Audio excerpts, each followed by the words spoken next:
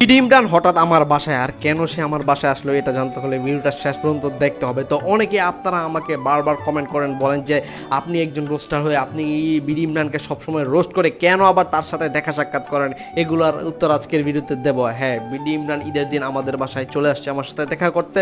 আমার সাথে বললেও ভুল হবে, আমাদের যত ভাই ব্রাদার আছে সবার সাথে দেখা করতে। আর বিডি ইমরান কেন দেখা করতে আসে সেটার একটাই কারণ হইতেছে ভাই, বিডি ইমরান আর আমার বাসা একদম আশেপাশে, আমরা এক এলাকার লোক বলতে পারেন।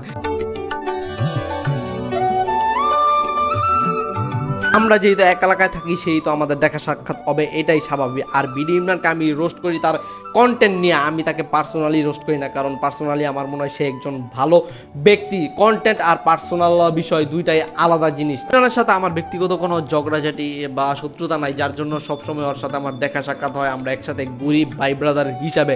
সো এটা নিয়ে আপনাদের এত মাতামাতি করার কোনো প্রয়োজন নয়। আমি একটা কথা বলে রাখতে চাই, বিডি ইমরানকে আমি ব্যক্তিগতভাবে পছন্দ করি, কিন্তু তার ভার্চুয়াল লাইফ বা কন্টেন্ট ক্রিয়েশন লাইফে পছন্দ করি না, তার ক্রিঞ্জ কন্টেন্টের জন্য। সো এটা নিয়ে আপনারা নেক্সট টাইম থেকে কমেন্ট করবেন না, আশা করি বুঝতে পারছেন।